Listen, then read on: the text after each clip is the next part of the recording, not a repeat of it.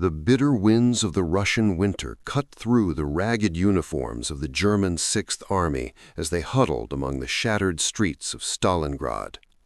By November 1942, what had begun as a confident push to seize the city along the Volga had transformed into a nightmare of encirclement and despair.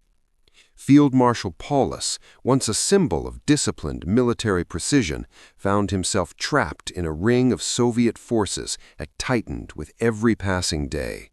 Supplies dwindled, ammunition, medical aid, and even food became luxuries almost impossible to secure. Soldiers scavenged for anything to keep warm, while the harsh frost claimed lives almost as ruthlessly as enemy fire. The initial arrogance of invincibility faded into a chilling realization. The war they had been so confident of winning was slipping through their fingers. Reports from the front lines painted a grim picture. Entire divisions were cut off, their communication lines severed, and the once brilliant maneuvers of the Wehrmacht seemed impotent against the relentless Soviet onslaught. Paulus walked among his officers, watching the flicker of doubt in their eyes, the tight smiles that failed to hide fear. Strategic brilliance mattered little when surrounded, starving, and frozen. Letters from home arrived sporadically, carrying normalcy from another world, reminding men of the lives they would never return to. Orders from Hitler, strict and unyielding, demanded holding the city at all costs, yet the cost became unquantifiable, measured only in human suffering. Soldiers whispered about the cold, the hunger, the deafening quiet punctuated by distant artillery, knowing that retreat was forbidden. The moral weight of obeying a command that seemed destined to destroy them all settled heavily upon every rank. Paulus himself faced an agonizing inner conflict. Trapped between duty, loyalty, and survival, he began to comprehend the full scale of disaster. Surrounding villages burned, skies clouded with smoke from endless bombardments, and the once thriving riverbanks of Stalingrad were reduced to rubble. Every tactical calculation that had once worked in open fields now failed among the maze of ruined factories and frozen streets. The soldiers' faces reflected more than exhaustion. They reflected the dawning awareness that their lives had been gambled away on an impossible strategy. Even minor victories, small pockets of regained ground, felt hollow, a fleeting illusion against the looming reality of encirclement. By late November, frostbite, starvation, and despair had claimed more lives than enemy bullets. Amid the chaos, Paulus received news of Soviet reinforcements pressing closer, tightening the noose around his army. The German generals realized that the image of the Wehrmacht as invincible was nothing but a fading myth. The frozen landscape was no longer just a battlefield, it was a mirror reflecting their failure. Every order from Berlin became more desperate, yet increasingly detached from reality. Even as officers attempted to maintain discipline and morale, whispers of surrender and escape circulated, mingling with the bitter smoke of ruined buildings. For the first time, the commanders understood that brilliance on the battlefield could not substitute for strategic reality. Human ingenuity, courage, and training were insufficient when confronted with a perfect storm of logistics failure, harsh winter, and relentless enemy pressure. And in this stark crucible, Paulus and his officers confronted the unthinkable truth. They had enabled catastrophe, and it was far too late to change its course. The Sixth Army, once a proud instrument of German might, became a frozen monument to hubris, strategy divorced from reality, and the crushing weight of inevitable defeat. Each man, whether officer or soldier, carried the heavy knowledge that history would remember not their tactical skill, but their role in a tragedy that could have been avoided. The ice of Stalingrad was not merely a physical adversary, it was the unforgiving truth that the world had turned against them, and no cunning maneuver could reverse the tide. The desert sun blazed mercilessly over the North African sands, turning the landscape into a vast, shimmering expanse that offered no mercy to the soldiers of the Afrika Korps. General Erwin Rommel, the legendary Desert Fox, had once moved with almost supernatural speed across this terrain, outmaneuvering British and Commonwealth forces, capturing Tobruk, and earning the admiration of his peers and the envy of his enemies. But by late 1942, the tide had shifted. Supply lines stretched thin across hundreds of miles of unforgiving desert, fuel dwindled, and Allied air superiority made every movement a deadly gamble. Rommel's tactical brilliance could not overcome the growing logistical nightmare. Each day brought a new obstacle: convoys delayed or destroyed by relentless Allied bombing, soldiers collapsing from heat and exhaustion, and vehicles bogged down in the unforgiving sands. He rode along the front lines, scanning the horizon, observing the exhaustion etched into the faces of his men, the weariness in their eyes that no motivational speech could erase. Every decision carried life or death consequences, yet even the most audacious maneuvers could not compensate for the strategic impossibility of holding the territory they had fought so hard to gain. In late October 1942, the Battle of El Alamein became the crucible of this reality. The British Eighth Army, reinforced and well-supplied, pressed forward with unrelenting force. Rommel's defensive positions, once impregnable, began to crumble under the weight of Allied artillery and armor. Counterattacks that had previously shattered enemy lines now met with stubborn resistance and devastating losses. The Desert Fox, whose name had once inspired fear across North Africa, felt the sting of inevitability. The retreat began quietly at first, small withdrawals to conserve forces, but soon transformed into a desperate fighting withdrawal across a vast desert. Sandstorms masked movement, but did little to hide the vulnerability of his troops. Communications became sporadic, orders lagged behind the unfolding chaos, and the morale that had carried them through earlier victories faltered. Rommel, always a student of warfare, understood that holding ground for pride or ideology was meaningless against such overwhelming odds. Each day he confronted the bitter truth: skill, courage, and audacity could not reverse the strategic reality dictated by logistics, geography, and enemy strength. The retreat was punctuated by fierce skirmishes, nights of desperate bivouacs under open skies, and the constant hum of Allied aircraft overhead, reminding everyone that nowhere was safe. Soldiers scavenged for water and rations, improvising repairs on vehicles that would never function as they should. Letters from home were carried but rarely delivered, a reminder of lives and families waiting far beyond the desert that now seemed endless.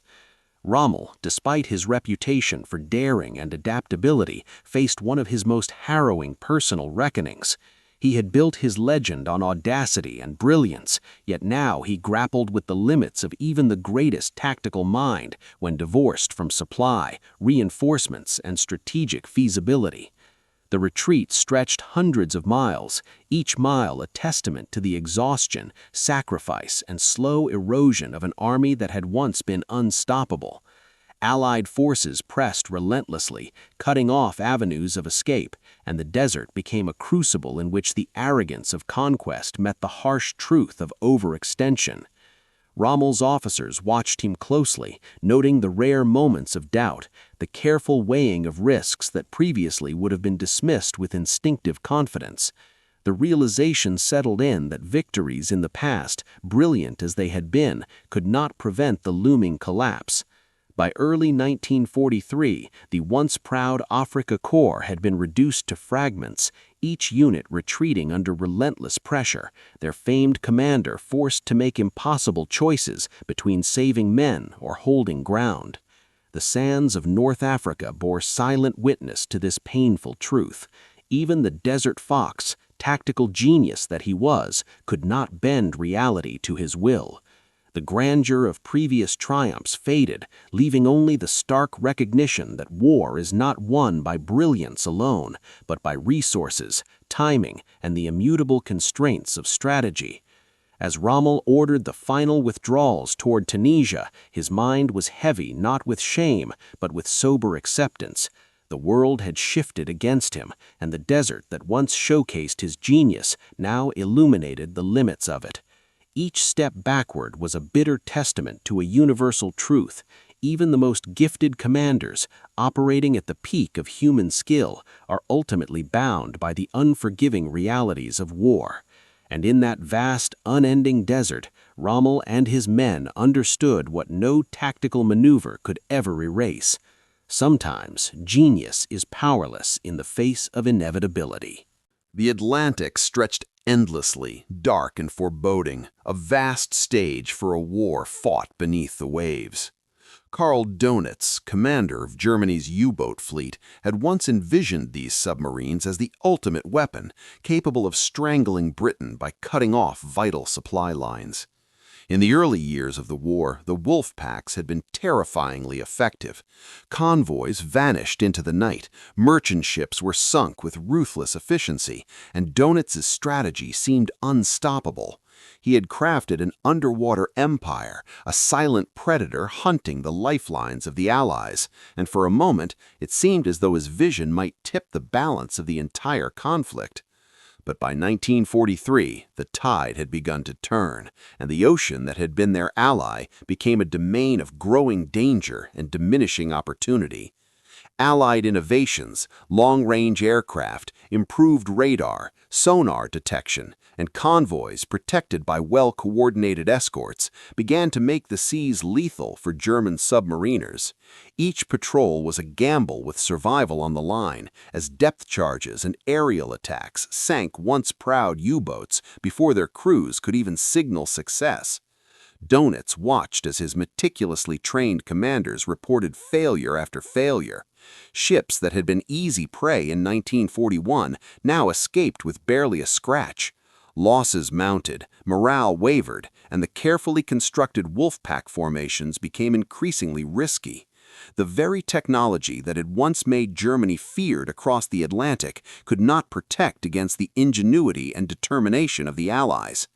Every report from the field was a reminder that the war was slipping further from their grasp.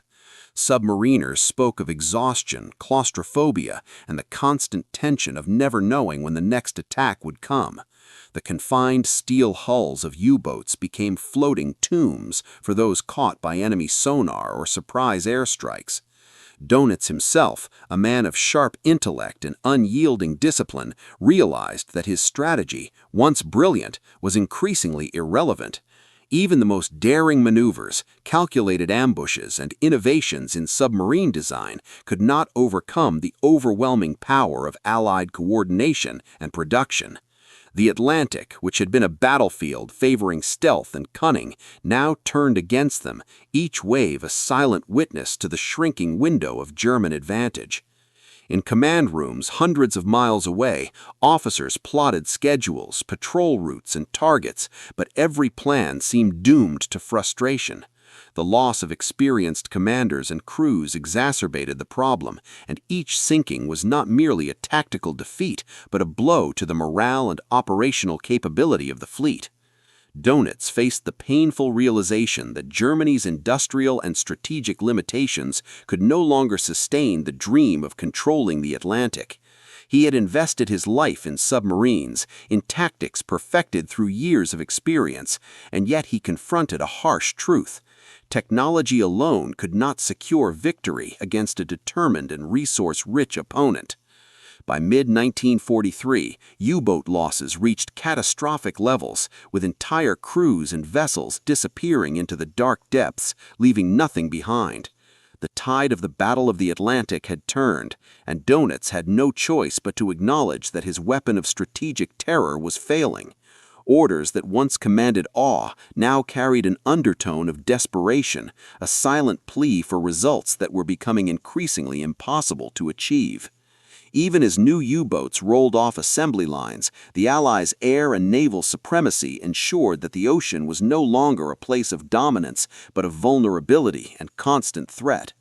Dönitz walked the fine line between maintaining morale and confronting the impossibility of the mission. Every victory felt pyrrhic, every loss was devastating, a reminder of how far the war had slipped beyond his control. He began to understand, perhaps more than most, that military skill, innovative tactics, and technological superiority were meaningless when the enemy's resources, intelligence, and adaptability eclipsed your own. The dream of cutting Britain off, of forcing submission through blockade, faded like a ghost on the horizon.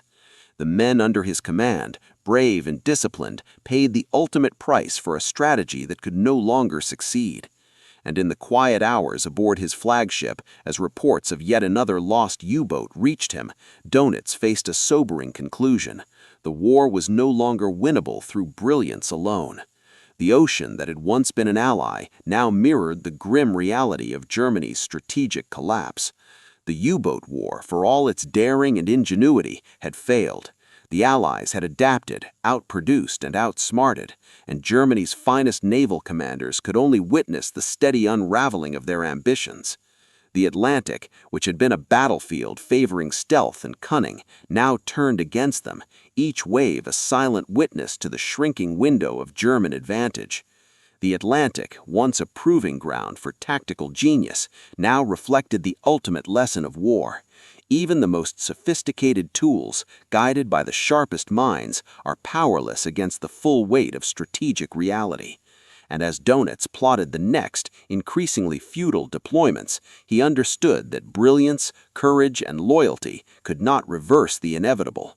The submarine fleet, once feared and revered, had become a testament to human ingenuity, humbled by circumstance, a stark reminder that even genius has limits when the world turns decisively against you. By the summer of 1944, the cracks in the Third Reich were no longer subtle whispers. They had become deafening truths that even the most loyal officers could no longer ignore. Germany was retreating on every front, its cities under siege, its army stretched thin, and the once feared Wehrmacht now fighting a defensive war that offered no glory, only death.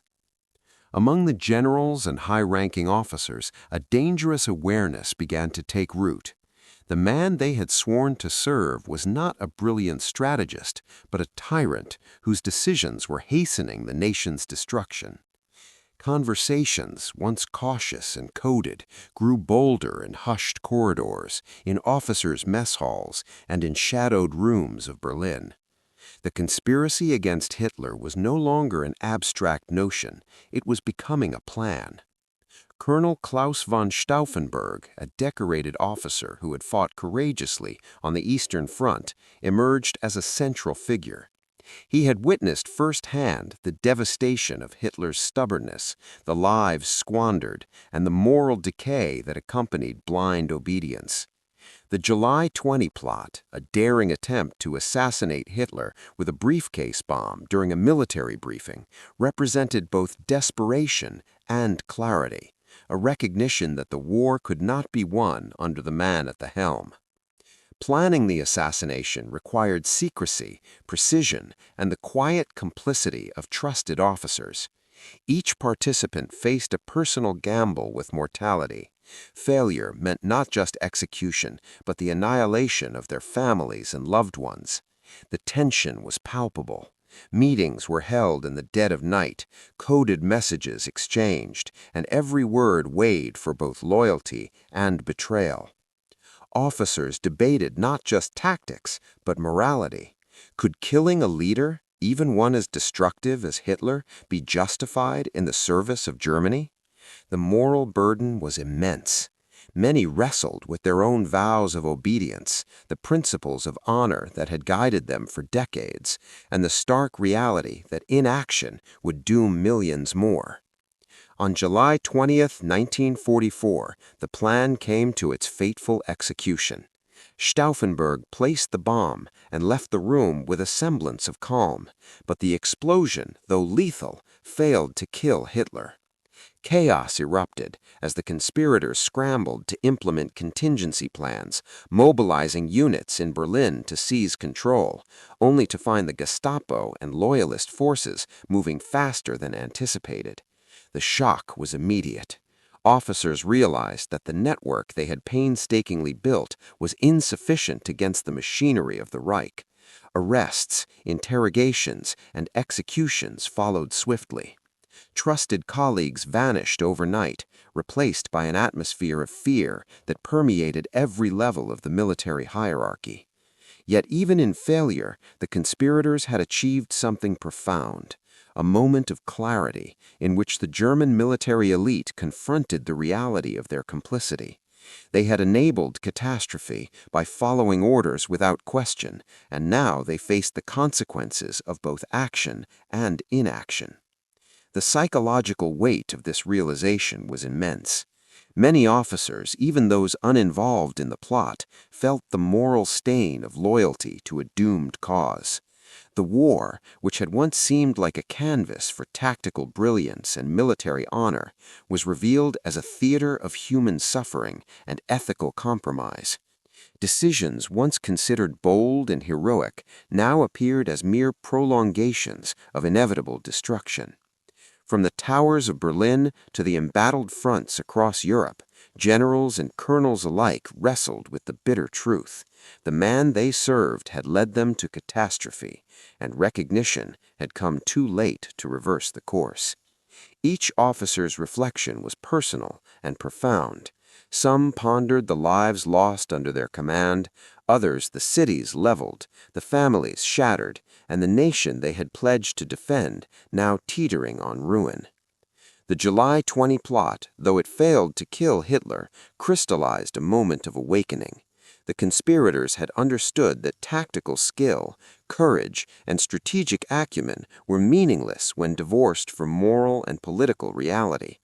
They faced a war lost not only by force of arms, but by the fatal flaws of leadership and the compounding consequences of obedience without reflection. In the aftermath, fear and regret intertwined, but so too did a grim satisfaction.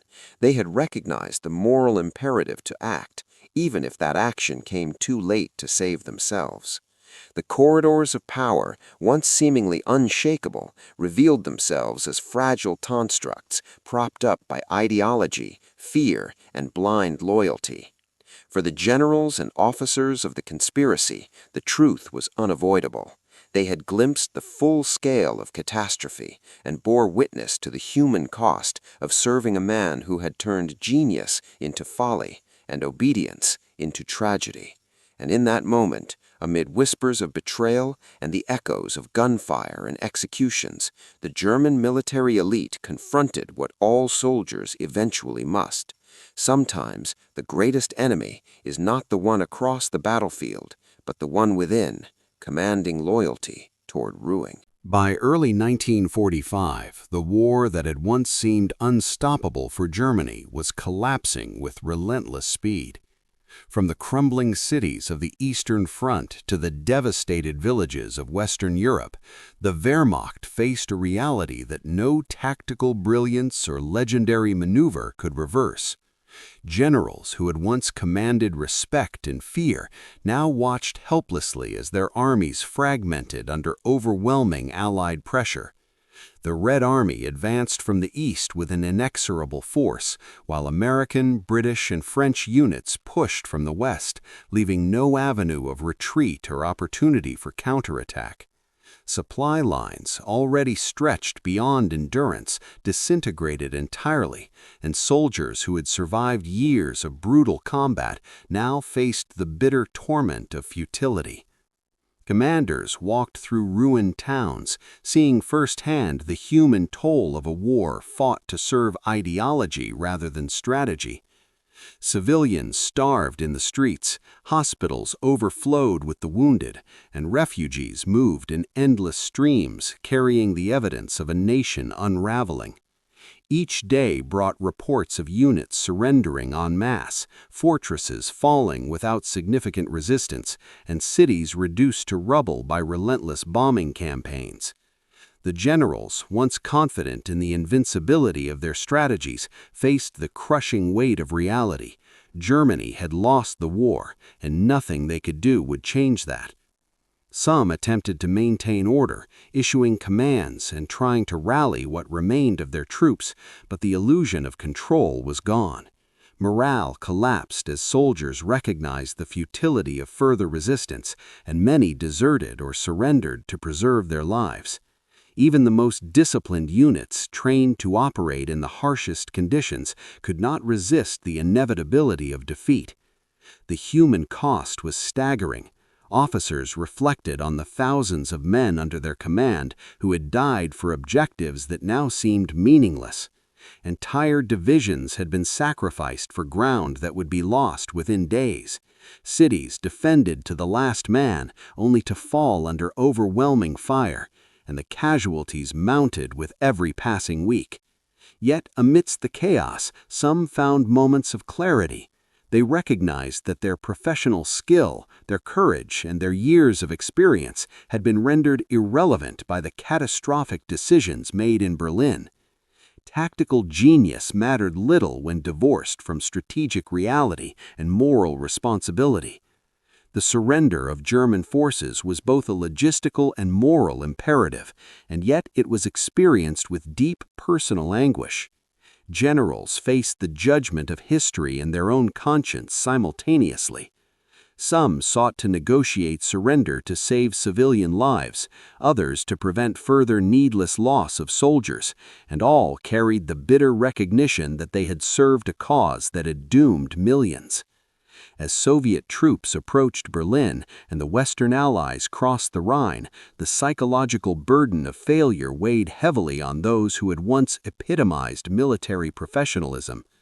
Diaries, letters, and conversations from this time reveal a pervasive sense of regret and resignation. Men who had followed orders without question now wondered how differently events might have unfolded had they acted sooner, spoken out against folly, or resisted immoral commands. The generals saw not only the destruction of their nation, but also the shattering of the military institution they had dedicated their lives to. Fortresses, once symbols of German strength, lay in ruins. Armored divisions, once feared across Europe, were scattered and decimated. And yet the final chapters of the war were not devoid of reflection or humanity. Amidst the devastation, commanders attempted to mitigate suffering where possible, arranging evacuations, ration distributions, and humane treatment of prisoners when circumstances allowed. These acts, though small, reflected an acknowledgement of responsibility and an attempt to reclaim some moral authority in a world dominated by chaos. In the end, acceptance of doom was not merely a strategic decision, but a profound human reckoning. The generals understood that their brilliance, obedience, and loyalty had been employed in service of a collapsing ideology, and they faced the consequences both personally and professionally. As the Allies and Soviets consolidated control over conquered territories, Germany's finest military minds confronted the ultimate truth. Victory was no longer possible, survival was tenuous, and history would judge them not for tactical skill, but for complicity and moral courage, or the lack thereof. The final weeks were a study in resignation. Orders were given that could no longer change outcomes, commands were issued to preserve lives rather than achieve glory, and the echo of past decisions haunted every officer. They had lived through the full arc of ambition, brilliance, and catastrophe, and now faced the stark reality that some wars cannot be won, some mistakes cannot be undone, and some truths can only be understood in the bitter aftermath of failure. And so, as Germany surrendered, as cities lay in ruins, and as soldiers and civilians alike confronted a future reshaped by defeat, the generals of the Wehrmacht absorbed the final lesson of their careers, that skill and courage are meaningless without wisdom, foresight, and an understanding of the limits imposed by reality. The world had turned decisively against them, and all they could do was witness the consequences, reflect on their role, and, in the silence after the guns fell quiet, reckon with the human cost of serving a doomed cause.